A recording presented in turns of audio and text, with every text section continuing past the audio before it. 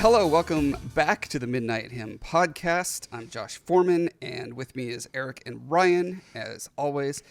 We're going to be doing a very special two-parter on this one. Well, I guess not two-parter, two segments, 2.5 segments. We're going to be talking about two songs by Virgin Black and discussing and comparing and contrasting because they are mostly the same lyrics, done at two different times in the band's history. And so we just thought that'd be pretty fun to do, as well as being where we got the name for our podcast inspired from. So without further ado, let's go ahead and hop into... No, actually, let's do one further ado. So this further ado is, for those of you who enjoyed our last podcast about SPIINE, we are going to be revisiting the album when it comes out, probably for our next episode. So stay tuned for that. Okay, now, without further ado, we're going to hop into Drink the Midnight Hymn. This is, Ryan, what year was this? You said this was 2000? Yeah, this is from Somber Romantic, their first kind of full release. So it's also stood out as the one song that was included on various black metal compilation albums. So it's definitely got the most black metal vibes to it of their work in the early era. Yeah. Yep. Cool. So we're going to hop into that now. Enjoy, everyone. Here we go.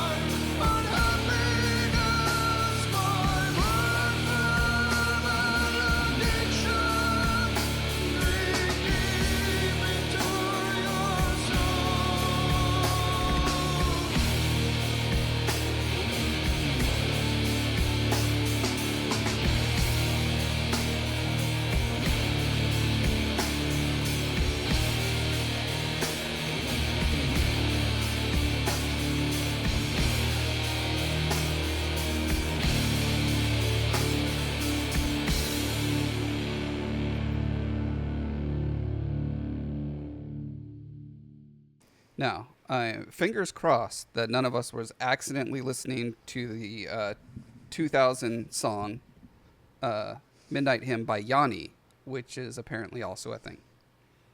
Everyone sure they were listening to Virgin Black's Midnight Hymn? Yeah, I haven't heard of that other song, actually. Yeah, I was doing a little research. I was trying to see if there was a antecedent to the phrase Midnight Hymn. Like, is it from a poem? Is it from, like, does it go back? Is it biblical? Whatever. And that was one of the first things that popped up, coincidentally, in the year 2000.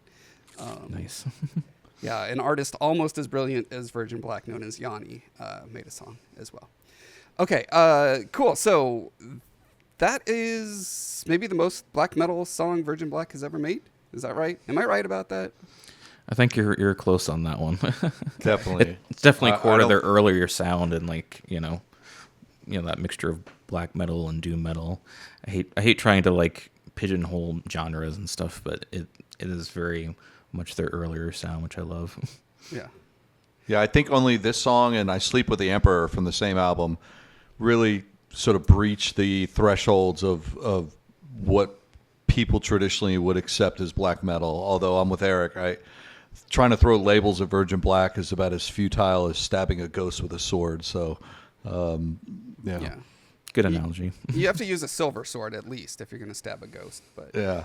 I mean, this is obviously a mixture of a lot of things, as it always is. It's certainly elevated. Not that black metal needs to be elevated to be good, but I think like there are so many different elements weaving through here. One of the first things, like, I'm a fan of black metal. I listen to a lot of black metal. It's not my first go-to genre, but I do enjoy it. And one of the things that I really like, besides the obvious like additional vocal textures and stylings going on here, is actually the drums are more interesting in my mind than a lot of black metal, especially during the interlude part where there's like this sort of, is it a triplet? I don't know what it's called technically, but there's that one part where it's just like, yeah, there's so much drive, but also like a hook to the drive, as opposed to just like, you know what I mean, the whole time. So that's what strikes me first. Yeah, it kind of encapsulates that kind of early 2000s drum sound that they were using on some things. Like it's just kind of the sampling of like I guess electronic drums. There's a Zeal album, I think, that they use that primarily. Is that Parade of Chaos, or it's one of those earlier albums. They do something either very that or similar to that. Yeah, it was one of those. But yeah, the kick drum sounds, you can kind of go faster with it, and it has more of a even sound. So it's kind of indicative of early 2000s. So to be clear, 2000s metal. Are you saying that is the technique that you think was being used on this album? Or yeah, that I think might have been. Yeah. Okay. Yeah, I remember controversy in the metalcore scene in the late 90s, early 2000s about triggers, right? Where it could be using that. Okay. Yeah. Where you still have the performance of the, an actual drummer, but, it can send what's called like MIDI notes to your computer, and then you can have that linked to any kind of sample you want or any drum kit for that matter. So yeah, it's basically that's what it reminds me of. Taking traditional drums and turning them into a MIDI driver to get, okay, got it. Anyway, I like it. What are your thoughts, Ryan? Well, I mean, this song just really smacks you right in the face. If you think prior to, like, the first 4 songs on the album, first of all, this whole album is, almost every song is different. There's like so many different styles of music in here. You start off with, like Stare and Embrace, this sort of operatic, sung in some sort of foreign tongue, that's really unique. It's like, what? I remember I was in my 20s. I was driving in Little Rock, Arkansas, and I had gotten this album. I had ordered it, and I was playing it, and I was like, I mean, this is like really unique. Like, I don't even know what I'm listening to, and so anyway, you go through, these first 2 songs, then you hit Walk Without Limbs, which is this sort of, symphonic, like almost like trance music. Then you hit Of Your Beauty, which is the song that precedes this. And I have to, and I put in my notes if you guys had a chance to look at them. I personally cannot experience Drinking the Midnight Hymn is sort of independent and separate from Of Your Beauty, and I've got some proofs or some compelling arguments that these two are linked. And usually the linking of songs is sort of the mature stage of Virgin Black, starting with Elegant and Dying. That's sort of indisputable. On Somber Romantic, it feels a little more disjointed. But hear my compelling argument. Okay. One is if you look at the lyrics, Of Your Beauty is about this. It's basically about this song of this protagonist that realizes they've squandered their life, and they have to come to grips with like, holy cow, like I'm bitter. It reminds me of Dostoevsky's Notes from the Underground. There's just this bitter cynic. And the lyrics, if we were to just read them, I cry with rage to be remembered with pity. Let the leaves unfold where dead leaves have rotted. Ask me what I suffer, years of fruitless clinging. I have heard of your beauty. Pursue me, beckon me. And it ends with the following line. In the earth's dark entrails, my glazed eyes close forever, but my eyes will see if my spirit lives. And then, Josh, the 3:53 mark to the 4:17 mark on that song, which is the very end, it's clearly an invitation. It's this creepy piano and the scene of, the earth and, shutting my eye, my glazed eyes close forever. The song ends and immediately Drinking the Midnight Hymn picks off, which is this like, there is no pause like that would traditionally separate the songs. And where does Drinking the Midnight Hymn begin?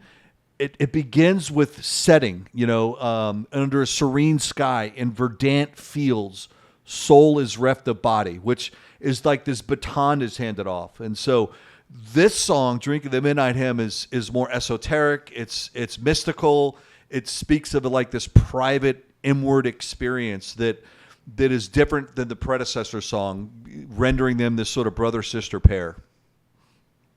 I like it. I'll go with that. That sounds Yeah. good. I'll sue you if you don't agree with that, Josh. Okay, I mean, you will get fair. a lawsuit. That's fair.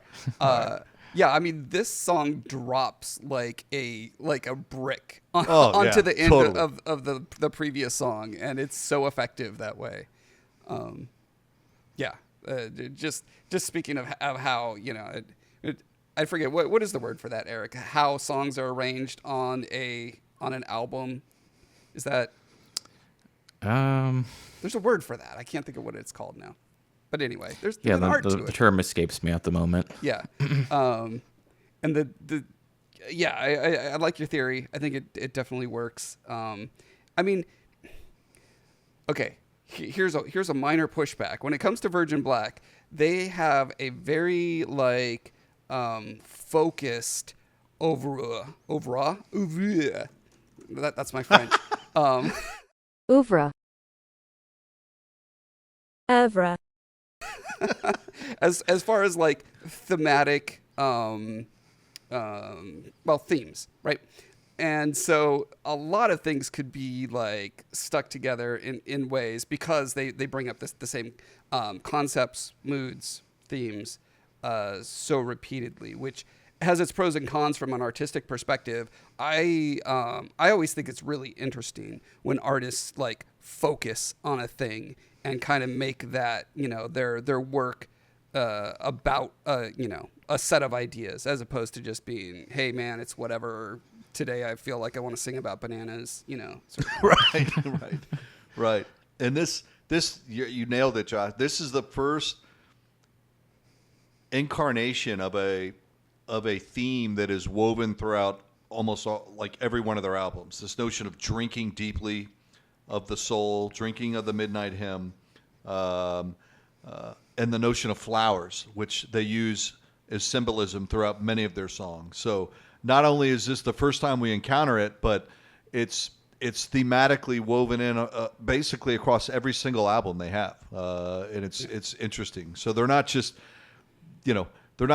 putting one song out there and being done and moving on. It's clearly part of some aspect of their experience, their subjective sort of confrontation with life and being human that that I call that out mainly insofar as it's worth paying attention to and really digging.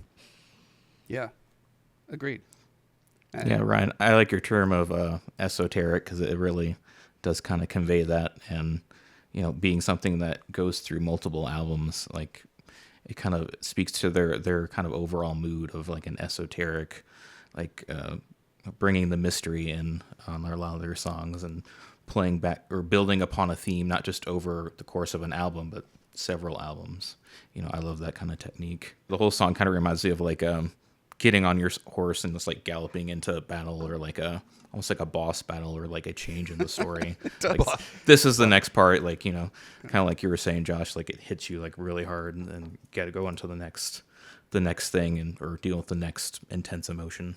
Getting back to what we were talking about, thematically and the esoterica of it all, essentially they're building a vocabulary of iconography, I think, throughout their works. And so there's ways to tie everything together, presuming that they're kind of working off of the same general, idea when they repeat the icons or motifs as you go. And so, yeah, that I think probably the reason this podcast exists is because they do that, and we resonate with that idea, right? It's a cool way to approach art, in my opinion. It's also cool to just, do whatever as your life changes and you just randomly go out, shoot off in other directions. But it's a totally different vibe, and I really like this one. So Yeah, probably not that different from you writing books, Josh, and like having like a yeah themes that extend, not just across a chapter or a book, but over a whole series, essentially. Yeah. Virgin Black is the greatest series. One of the best. Yeah. Yeah, so this first verse, I kind of characterize it as establish the setting. If we remember back in like high school English or literature, you have a setting, you have rising action, falling action, and so that the first phrase, first of all, it's just the raw and guttural nature of the vocals as they're sung. To me, it depicts this sort of inward transmutation process. I just, kind of made that up, but that's just what it speaks to me in my subjective experience. And then verdant fields, just 2 words right there, verdant fields. It says so much about the setting. Verdant meaning fields that are covered with healthy green plants or grass, often used to describe a lush or vibrant, thriving landscape. What a interesting use of words, given the midst of the song and the cacophony of the way the music hits you. I think that's cool, and its climax with this sort of soul is reft of body, with the word reft being an archaic or poetic form of the word bereft, which is meaning taken away or robbed. So I just think that's cool. To me, it speaks of death or this sort of mystical, transcendent experience. I knew I was going to get all sorts of words bastardized. I've got a track record and a reputation to live up to, so this is completely intentional, by the way. So anyway, those are just some thoughts on that first verse, and then it transitions into the act of drinking, and I'll pause because I don't want to hog the conversation. But what do you guys make of this? White flowers and mournful valediction and drinking deep within the soul. Yeah, I found multiple meanings for the white flowers. It can be kind of like a symbol of innocence or reverence, or expressing sympathy. So like you were talking about the concept of death, which comes up again and again. There are songs, whether literally or metaphorically, but I get the sense of a burial in that first verse, whether it's a literal burial or a burial of a part of yourself, which is something I feel like I've a theme that I'm kind of come back to, dealing with that death of your past self, or even just the death of somebody. Like I was thinking earlier, like the death of somebody that you loved, but maybe had a complicated relationship, and that plays into this whole mournful episode somehow. Again, depends on you take it literally or more mystically. Yeah, right on. to me, the first thing that strikes me is if you take these lyrics and you bereft them of the music, you know, say you're just going to read this as a poem, I would not imagine the type of delivery that takes place in the music, right? The words used, these are gentle words, these are beautiful words, these are life-affirming words, but they are screeched in black metal form. So it's an interesting juxtaposition, and it's interesting which phrases, which lines are done in that kind of black metal form versus the more operatic, one that seems more aesthetically in tune with what the words are saying, although they're kind of flipped, because the more beautiful scene setting that is done at first is black metal, and then when it goes into the more like emotionally laden, darker stuff, then it becomes sung operatically. So that was a really interesting choice, I think. Whether it's kind of a yin and a yang thing, or the contrast and juxtaposition is meant to evoke question mark. I don't know. What do you guys think of that? Yeah, I like the yin and yang association. I mean, I think the song's in B minor, so I can kind of evoke kind of like a thoughtful sadness or an acceptance of fate, or even just trying to be patient with the process of something. So it can lead back into finding balance in your life. So again, yin and yang. Yeah. The good and the bad. I remember when I attended a Virgin Black concert when they came through Seattle in whatever this year, 2007, maybe it was. And I was their first of the Mezzo Forte. Was that one of them was out, right? So I was talking to Rowan about this, asking about the progression, and assuming that the point was to go from because they were talking about the progression from sort of heaven to hell, please don't quote me on this. This is 17-year-old memories, whatever. So, but the idea was, my assumption was that it was going to progress in such a way that it went like more beautiful and operatic and clean as it would go, because of the way he was explaining the way they set up the things conceptually, and he was arguing back, no, I specifically want to challenge that idea that sort of the brutality, the death metal, the black metal vocals are, associated with darkness and death and etc. Like you can see these things in different ways, essentially. And so while aesthetically to the untrained ear, as it were, naively, if you hear someone screaming and wailing, the emotional valiance of that is naturally going to be towards the negative end of the spectrum, right? So it's just interesting to me that it seems from the very beginning they were challenging that notion of like what you initially gutturally perceive about a thing can be wrong, and I think that's really important. Just life lesson in general. A lot of how we perceive other people as threats or as weird or as gross or what, you know what I mean? Like there's all these ways you can relate to things, ideas, places even, that I think that's a good thing to challenge in yourself, and I think that's something that their whole body of work sort of embodies.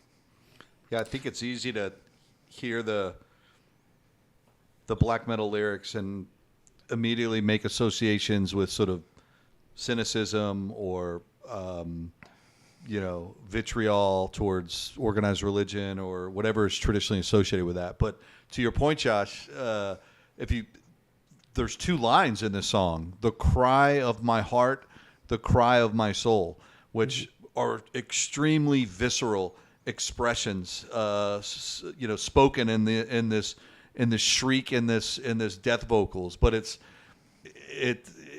counterintuitive, but very powerful, because you really feel the primal nature of which the song is sung. Yeah. Yeah, I love your concert story, Joss. I wish I had seen Virgin Black, but it does remind me of another concert that I had seen. I can't tell you the name of the band. It was like a very small band at like a Christian festival. It wasn't just one genre. It was like the Newsboys was playing earlier in the day, and then they had like they're more metal and rock bands like later in the night, like at some of the other stages. So, but anyway, he was addressing that whole concept of what you're talking about, like the way you perceive, like guttural or screaming vocals. It's not necessarily always the dark or expressing pain. It can be, a variety of emotions. More happy emotions, or the whole range. A whole continuum of that. So I love that. I'm looking back at my notes on this section, and something I wrote is that the conflicting emotions about how one ought to feel versus how one does feel with a loss. I mean, this song obviously is addressing some kind of loss in some way, and so I think that is a dynamic that most people experience when they have a loss or a tragedy in their life. Is there's sort of the societally prescripted way that you're supposed to feel and progress through your emotions, and often every brain is different and every experience is different. So there's always some sort of feeling of failure or confusion, about your progress with that. I've certainly experienced that. So. Yeah, that's another way to kind of approach that seeming contradiction of the style versus the lyrics. I actually had I think I have a minority viewpoint on the White Flowers. Yeah, I've wrestled with really there's two words or sort of separate concepts Virgin Black uses frequently. One is the notion of flowers, which are often in the context of being raised to their head. And they have yellow flowers. I will wander, I will gather my flowers in the song Cults of Crucifixion, withered and how soon forgotten. So there's flowers are woven throughout. I actually view the white flowers that they symbolize to me what I consider to be false beauty. This sort of vanity, masquerading itself as, accomplishments and I even had, Josh, in our notes, you've included this, Ecclesiastes, I have seen all the works which have been done under the sun, and behold, all is futility in striving after the wind. So in my mind, it's like, I don't know, I sort of put this wreath of white flowers on my head and cry unhappiness. It's almost like there's the realization that what I've been doing, what I've been aspiring towards is meaningless. And that enters you into this posture of, am I going to confront that? And am I going to walk through a phase of misery where you have to confront meaninglessness, whether it's in the context of suffering or not? And so to me, this song it's about an exchange. While there is this sort of holding of the opposites and yin and yang, I think it's an acknowledgement, and through that acknowledgement, one has to enter in or pass through this experience, which might be referred to as misery or suffering or death. And the act of mourning is the act of drinking. So when I think of what does it mean to drink of the midnight hymn, in my mind, it's somehow associated with how I enter into relationship with mourning and grief. What do I do with those things? How do I hold them, sit with them, not vomit them out, but drink? And so that's kind of the conclusion, or as I was reflecting on the song today, those were sort of my deepest thoughts on the subject. I love that. And even the timing of using the time of midnight, it makes me think of, you might deal with grief at midnight, but it's also kind of the start of a new day. So you can relate that to taking kind of like dealing with your emotions and then choosing to take maybe a different path in life. And this was kind of made me think of, it's called the Fool card in the tarot, which and at least I think it's the Wider Waite, he's holding a white rose. So that's what that kind of made me think of. And it's the very beginning of the card series, so you're kind of embarking kind of on a new journey, if it will, but also trying to be careful and not just be overly carefree or detached, perhaps, moving into the unknown of life. Yeah, That's I kinda mean, what that made me think midnight of. is that ultimate juxtaposition of an end and a beginning, right? It is technically the end of a day and the beginning of a new day. Yes, that's awesome. I didn't think of that. That's badass. Yes, it's a transition. Really well done. I didn't even think of that. I was looking up white flowers, just out of curiosity, and the results I got was the symbolism can be peace. White flowers are a worldwide symbol of peace. Purity, they represent purity of the soul. Remembrance, white flowers are a lasting tribute to a loved one. Honor, white flowers are a traditional choice for funerals. And innocence, white flowers represent the innocence of the deceased. So a lot of stuff to pull from there. I really do like, Ryan, especially in this context, what you were talking about the ephemeral nature of flowers. Once a flower is picked, it's dead. And it will continue to die, and rot away after that happens. So there is another duality there. Like, you pick a flower to recontextualize it as a thing of beauty, but in so doing, you've also killed it. So that's a Yeah. Yeah. And I know we're at 34 minutes. We probably want to transition to the other song, but we haven't mentioned yet Thanatos Kyrie Eleison, which is really interesting, and that is an indisputable 3 words that is across all their incarnations of this midnight hymn theme. To me, it's like this kind of chant and invocation where you're invoking the gods. In this case, you're invoking Thanatos, the Greek god of death, to come in and enter whatever the chamber, and be careful because the Thanatos, the Greek god of death, is rather quiet. He's not I didn't find much when reading about the sort of the Greek myths of Thanatos, but I don't know. What was interesting to me is all 3 of them. They have 3 songs that follow this. We're going to cover 2 of them, but there's a third on the Pianissimo album, and all of them have this chant. And with the chant comes an invitation. In other words, it's almost like there's this, hey, I want the gods to visit me. Once they arrive, the gods then demand or invite the protagonist. And what is that invitation?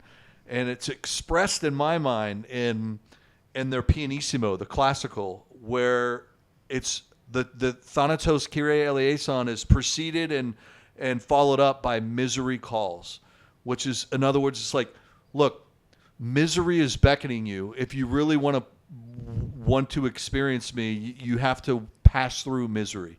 I thought that was cool. I know I'm rambling a bit, but if you listen to the chant in every one of their songs, I just think I see it as like an invocation. I think that's neat. Point of order, you never actually translated that chant. Can you do so now? Well, yeah, so Thanatos is the Greek god of death. Right. And it's also just Greek for death in general, is my understanding. Okay, that's good. Yeah, I don't know if it's the god of death, but yeah, it may just be the Greek word for death.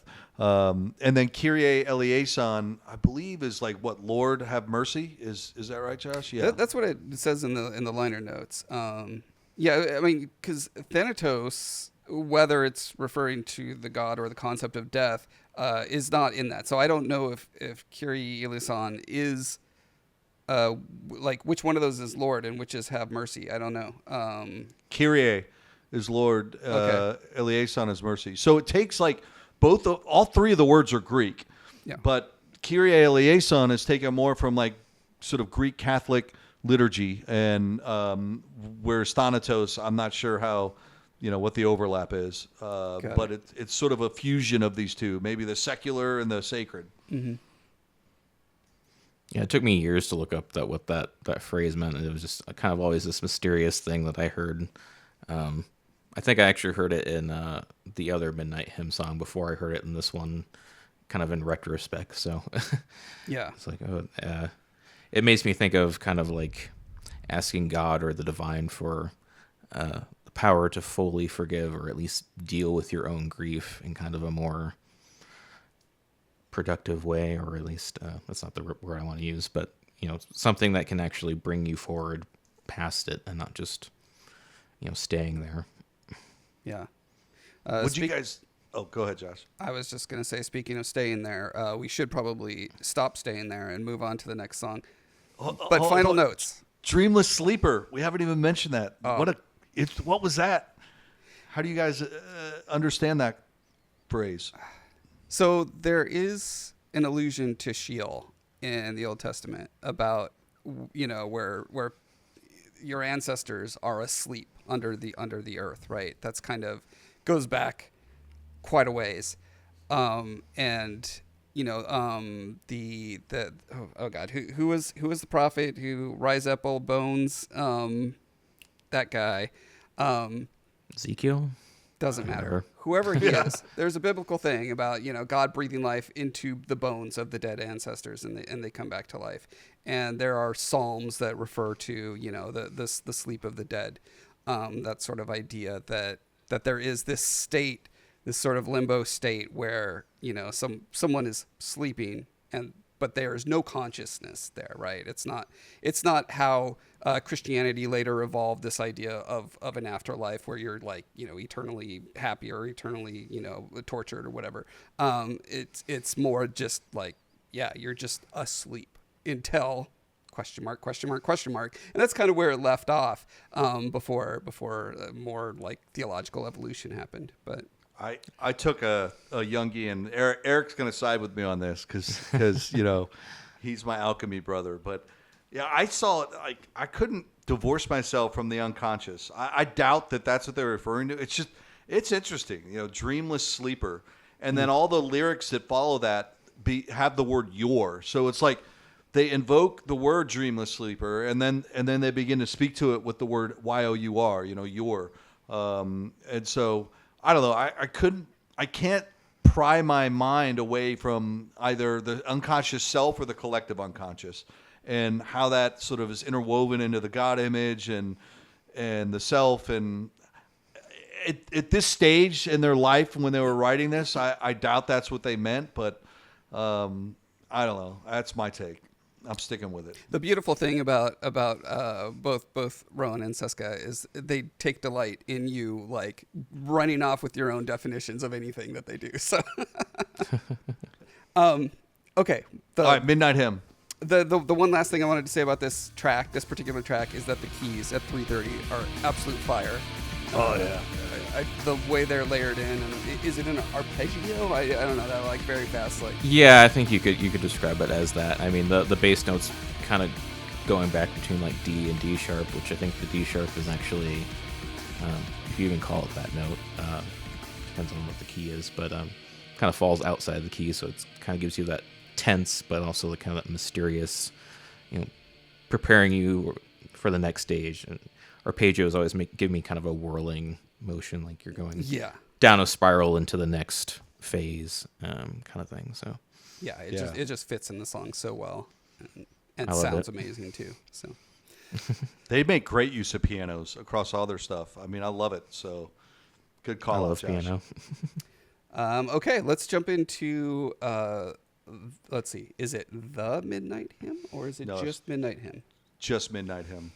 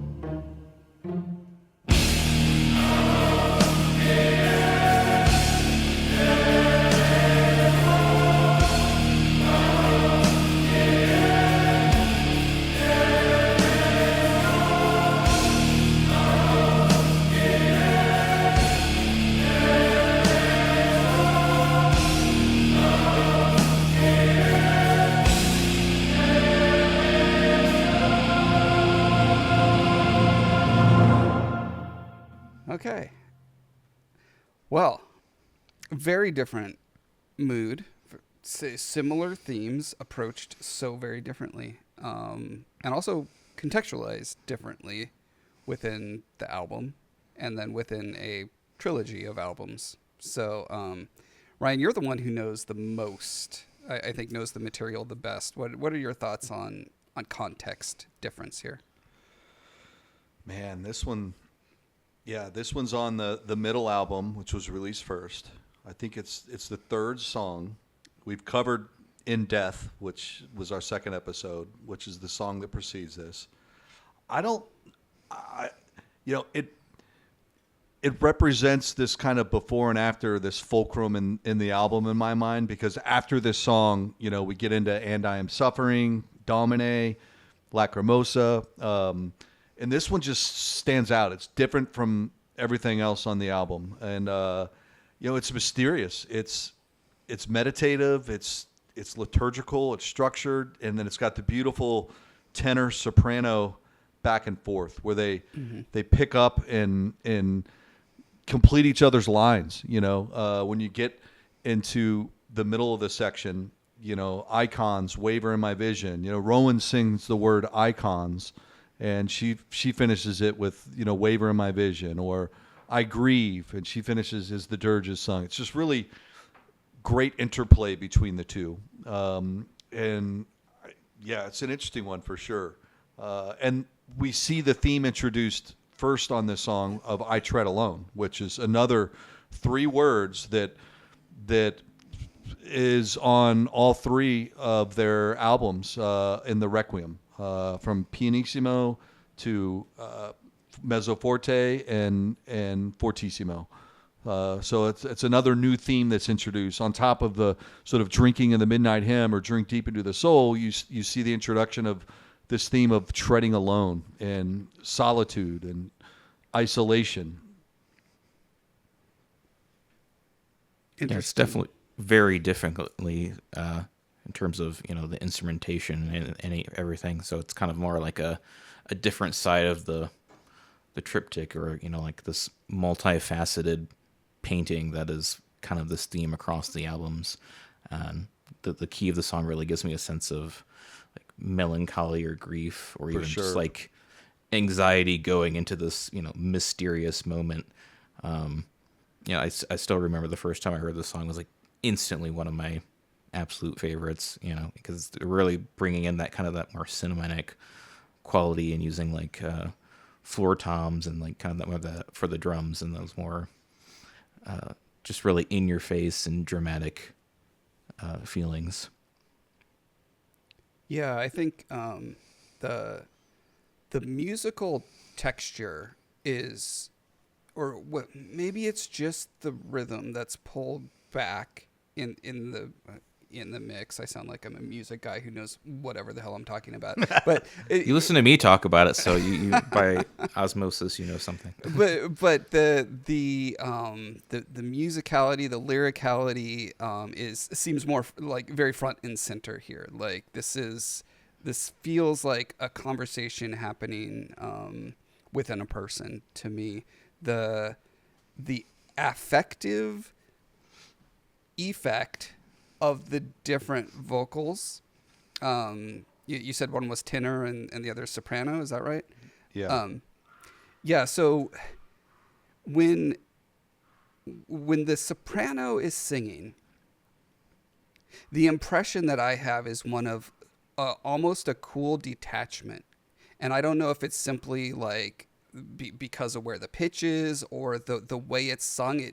It's not that it's flat, but it just feels more detached to me than Rowan's voice. When Rowan comes in, it feels like this is sung with a lot of feeling that I don't get from the soprano, which gives me this interesting contrast. And what you were saying, like I didn't pick up on that, Ryan, that Rowan is singing the first word of these parenthetical elements. I thought he was saying he does for the final 2. Okay, because he's saying I tread alone, and then the soprano comes in and sings bowed and stooped figure. But they are so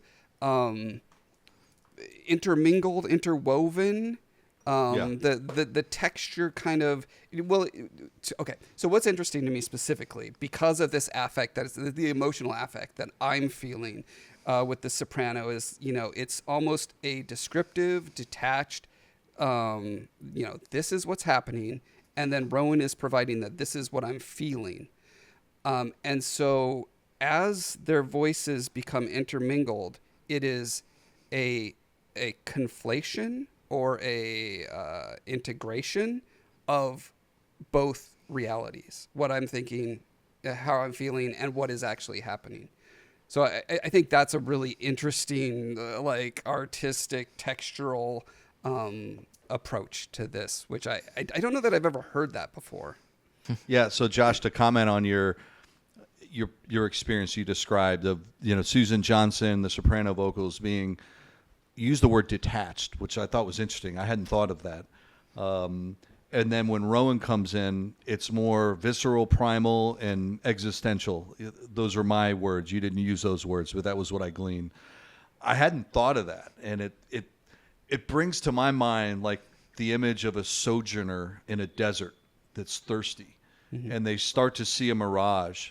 And it's like Susan Johnson is representing the mirage or the beauty that if you persevere, you will obtain.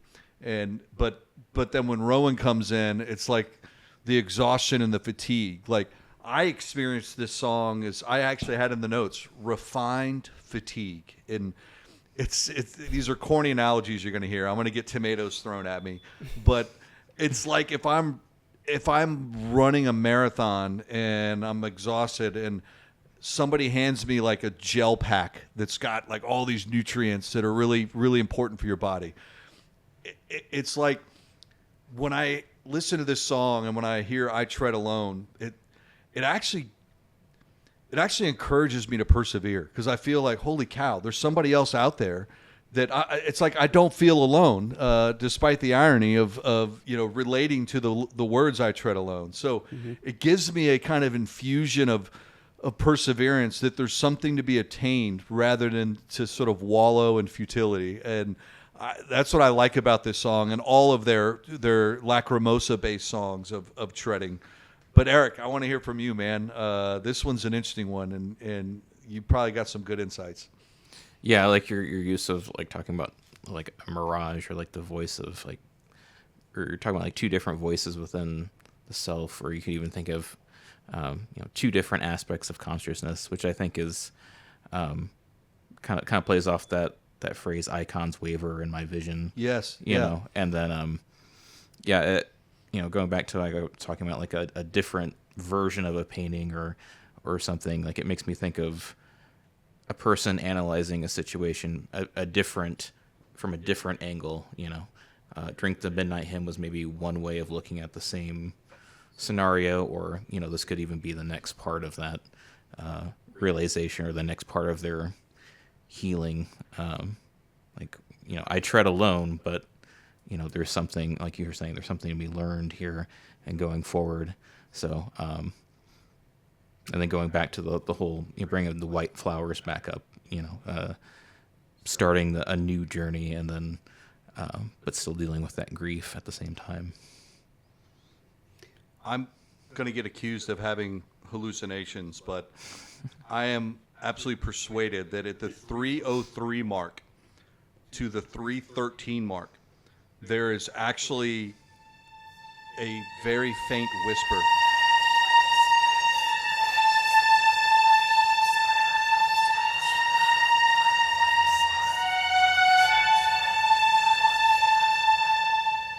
That is occurring. It's indecipherable. And I believe, like many years ago, I think when I first corresponded with Seska, I asked her about it, and it was like, yeah, no, you're not that. If it was meant to be known, it would be. So basically, don't ask. That was my takeaway. But there is something being spoken in that interval of time, and when we do the editing, we ought to play it. But it's futile because I don't know how it can be deciphered. I've tried ChatGPT, everything. It's not possible. It's like those ghost hunting shows where they have random noise and they play it back. Oh, it sounds like they said get out. Yeah. So Yeah, so it's something you said that really set fire to my mind a little bit was the irony, I guess. Maybe okay, I'm just gonna call it irony for now. The lyrics of "I Tread Alone" are being sung as a duet, right? Like, Yeah, what I does didn't that think of that. mean? What's going on there? That's so interesting. Um, okay, so Dark Night of the Soul sort of situations that people are in, they often do feel alone and don't recognize the support network that is around them for the people who are privileged and fortunate enough to have support networks.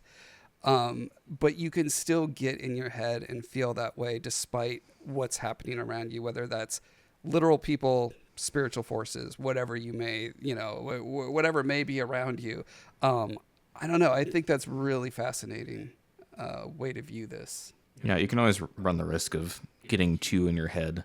But that's why I like the imagery of the Fool and the Tarot, because it's kind of like you have to get out of your head in order to move in any one direction that's different from where you're actually going. Like if you're stuck on one thing or one feeling, like, there's almost has to be a change in thought and consciousness before you can make any progress in your life.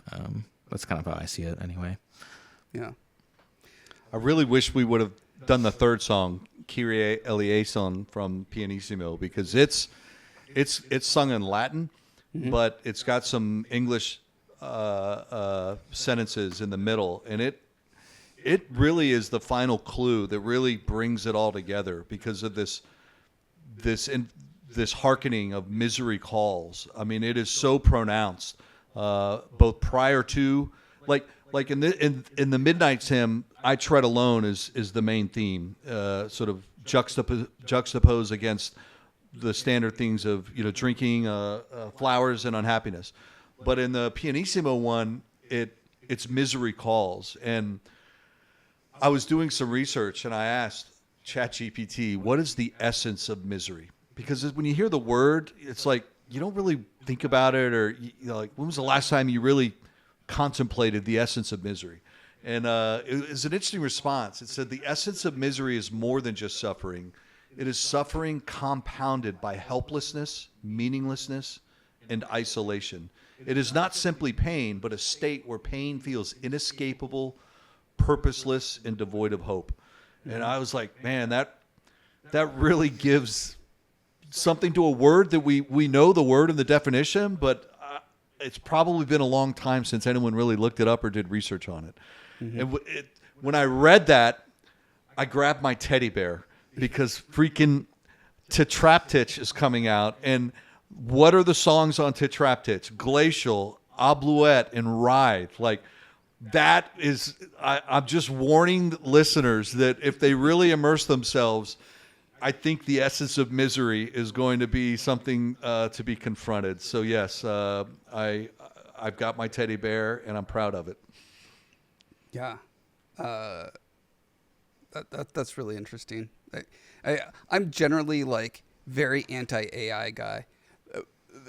The one exception I do have is exactly how you're using it, like making suggestions and because it's essentially a combination of all of human, information so far, and it's just synthesizing it randomly, right? So yeah, it can spark these little insights, which I think that's really interesting. I'm glad you did that. Okay, so let's in our final third, which we better make a breathed final third. Let's talk about compare and contrast. Like, how are these songs different?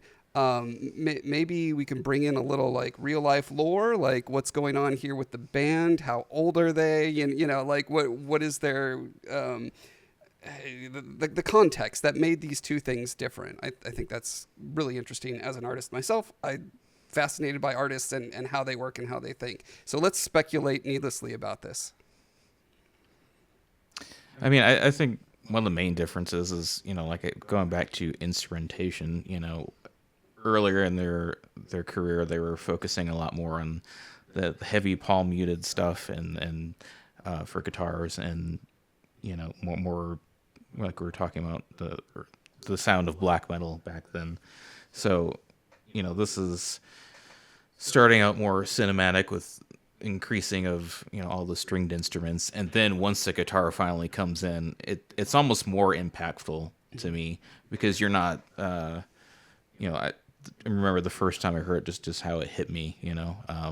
You're really paying more attention to kind of the breakup and the guitar distortion and everything, because you haven't heard it up until that point. The beginning makes you think of a kind of a black and white movie, and then it's moving into color over time, kind of thing, filling on the blanks. So this gives me an absolutely insipid analogy, but I want to bring this up. So when it comes to eating, you know how if you're really hungry, the first bite of a thing is just like 10 times better than the second bite, which is 10 times better than the third bite, et cetera, right? I think that same thing applies, like what you're speaking about the guitar. Like when it hits, it's your first bite of that guitar, right? And then like it goes away for a couple minutes, and then it comes back again. So it's almost like either like, for us poor folk, it's like a buffet where you can get a bunch of different things. And so you're having a lot of first bites of different flavors, right? Or in fine dining, I've never done this, but I've watched The Bear, so I know how this works. They bring out like lots of different, tiny little entrees and what, so it's like, it's that same kind of thing. Whereas like the first version of the song that we listened to, it's like a giant heaping plate of spaghetti or whatever, which, is amazing. But this is like, here's like your 12-course meal sort of thing. Yeah, there's good songwriting in both of the songs, obviously, but like, it's definitely a more advanced way to approach things, and kind of similar to how I like to write music sometimes is, maybe you only start with one instrument or, a couple, and then you're switching, maybe to a completely different phase of the song where, it's more metal, or going back to the more melodic parts. I like that kind of interplay between different sections of a song sounding different, which I've not upset, but I remember certain people in the military like listen to some of my music, like, oh, why is that instrument in this part of the song not that? I'm like, that's just kind of how I like to do it. Like, I think it's an interesting choice. So it's definitely an evolution of their songwriting. The Midnight Hymn versus Drink Midnight Hymn, the earlier one.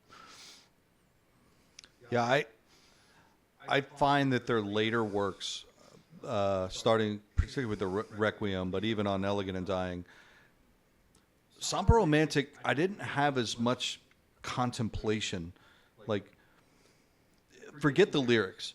There's times where just the music itself evokes mystery and contemplation in me, and that certainly happens on this song, The Midnight's Hymn. Like, it's just mysterious. It's like beckoning me to interrogate myself in different ways, and I find that powerful in the sense that music triggers those biochemical reactions in me. Whereas going back to the Somber Romantic,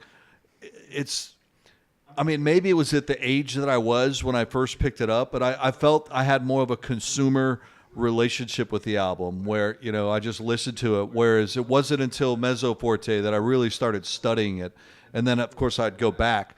But there's definitely, it's just like a fine wine, it's like they've just matured. And then you throw in the academic setting with the Adelaide Symphony, and, there was a lot on the line for them. Like, I don't think people realize, like, how by the hair of my chinny chin chin, that whole thing got pulled off. They churned in the music like minutes before. The people that were agreeing to play the scores had no idea what they were getting into, and there was a risk that they could just walk out if especially with death vocals and whatnot that come in some of the albums. So it's pretty awesome that in one sitting all three albums were recorded, and you had this cooperation and participation from the sort of the musical elite. I think that's pretty cool. Yeah, and you add to that the label drama and the breakup of the albums, and how long it took to get everything together. I can only imagine. Well, I don't need to imagine. As an artist myself, I have multiple projects that are stretching back 15, 20 years that I'm still not done with. So I know exactly what that's like. It's very frustrating. But yeah, the logistics to that can impact on any artistic expression, whether it's a financial or group dynamics or whatever. Like, there's so many challenges to overcome, and the fact that what we ended up with is just so artistically inspired is nothing short of a miracle to me. Any other final thoughts? I would just like for the record to denote that I drank at the midnight hymn. Very good. Finished a nice glass of cab. Didn't make you chant Thanatos Kyrie. Well, there's. I am going to leave here. My wife's going to be like, "What the hell are you doing?" So, chant feels so much more just epic in this one. I mean, it's like that next phase. Next phase of the evolution. And you have, especially when the guitar is finally behind it, and it's just kind of more layered with the voices and everything. It just feels more in your face and dramatic, which fits this phase of their songwriting so much better. I really enjoy it. It does. It's climactic. It's well said, Eric, in this song. Cool. Well, speaking of climaxes, this should be the climax of this episode, and we should call it for today. Let's do our recommendations. Have you guys prepared recommendations? Oh, I have. Excellent. You go for it.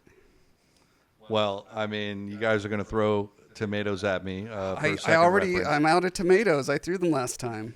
My recommendation is SPIINE, Tetraptych, and I did play the pronunciation, so it is Tetraptych. Okay. But it's coming out. If you haven't gotten it yet, what are you doing? Like, you're missing out. Don't rob yourself. It's an opportunity to witness something. So that's my recommendation. It's upon us, and our next episode we'll cover it. But if you haven't gone out and gone to Bandcamp, now's the time. SPIINE.bandcamp.com. Good one. It's a great band. I think mine would be a very different band from Virgin Black, but still kind of in the realm of metal, which is Periphery 3. They started naming or numbering their albums, but Select Difficulty. It's just a great album with very heavy guitars and but a lot of melodic parts as well. So if you enjoy stuff like Virgin Black, there's a possibility you might enjoy something like that. It has singing and screaming kind of intermixed with melody. Yeah, I've listened to Periphery a time or two. Peripherally, they're kind of metalcore, right? Kind of melodic metalcore. Yeah, they're kind of like, I guess, the next, not like early 2000s metalcore, but like the next phase of it that have like 7-string guitars, and Okay. They still use 6-string guitars here and there, but I guess a more modern version of metalcore. So my recommendation is Zeal and Ardor, which is the connection or the reason I think people who like Virgin Black may also like them is they play with so many different textures, so many different genres, and there's so much sort of soul to their work. The singer, I believe, is African American, and he like has this amazing sort of like gospel blues growl that also, and I don't know if there's if the other vocalists, I've seen some live footage, and they've got like 3 or 4 vocalists because they do a lot of sort of like gang vocals in the sort of more of the old school blues gang vocals, but it's also metal, but it's sometimes not, and it's all over the place, but in the most like beautiful, bizarre ways. Sometimes there's black metal vocals thrown in there,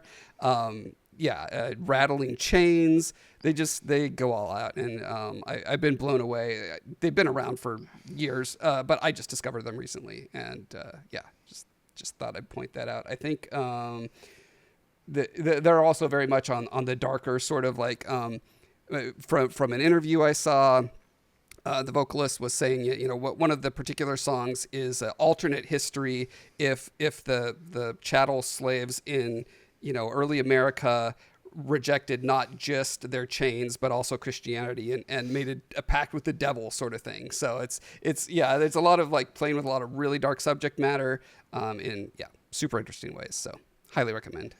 Anything with a variety of vocal styles, so I'm gonna have to check that out. Yeah, Devil is Fine is a specific, probably a good intro song to their style. It's got a lot of the different things, layers and textures going on.